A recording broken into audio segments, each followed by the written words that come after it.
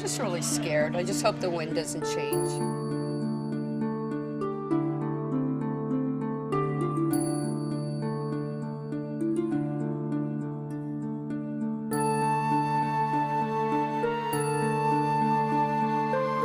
We're just starting out to build a house, man.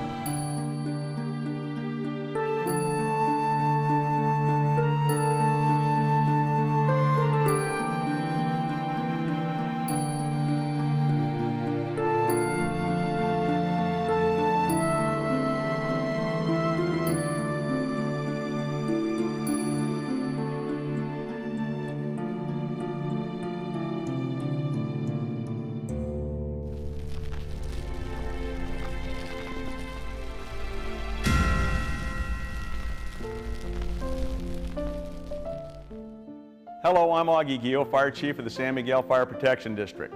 Thank you for taking the time to watch Before the Threat, an educational program provided in cooperation between the San Miguel Fire Protection District and Farmers Insurance. This program was designed to help forge a new kind of partnership between you and your local firefighters. The 2003 Cedar wildfire and 2007 Harris and Witch wildfires devastated San Diego County. As they burned through dry brush and rugged terrain, tens of thousands of acres were burned, with thousands of homes and buildings being destroyed, and tragically, lives were lost. Fires are an ever-present year-round threat in California. Dry brush and trees become fuel for a major fire that can be set by lightning, careless campfires, a tossed cigarette, even sparks from seemingly harmless machinery such as lawnmowers or edgers or electrical tools. From disasters come lessons, and one lesson that is evident from the 2007 wildfires is that public education works.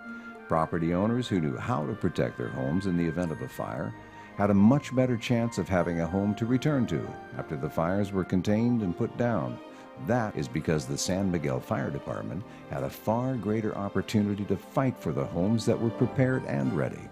On the other hand, countless numbers of homes and buildings were reduced to rubble because of their owners' lack of defense preparation. Wildfires threaten San Diego County year-round.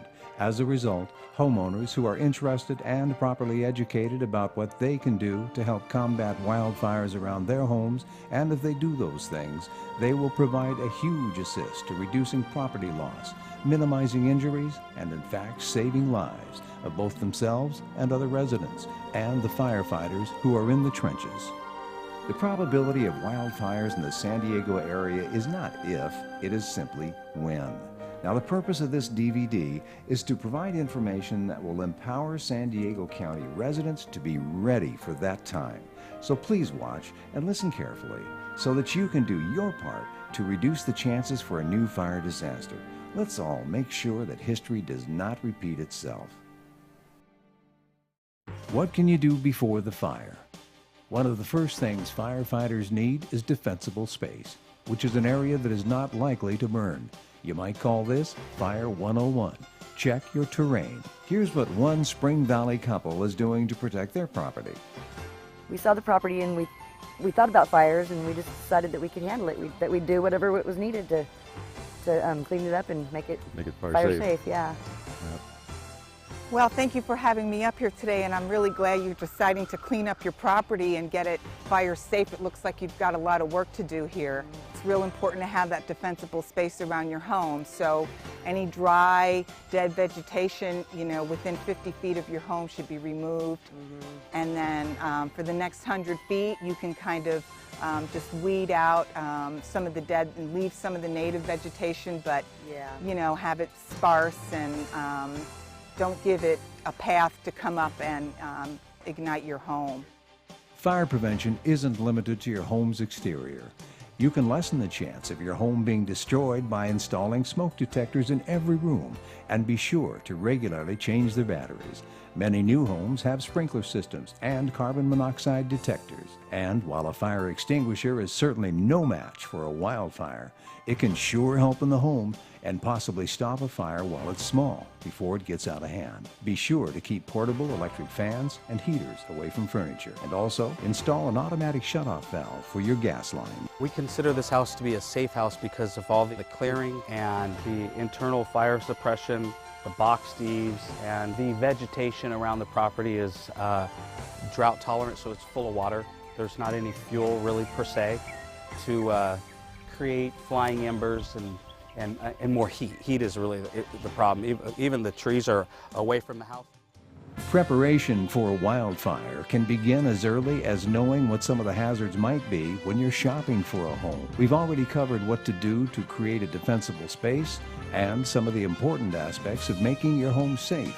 But what about where the home's located? That needs to be considered too. How would you like for your home to be built right on top of a chimney? One other consideration when purchasing a house or building a house on the property is the geography of the land around it.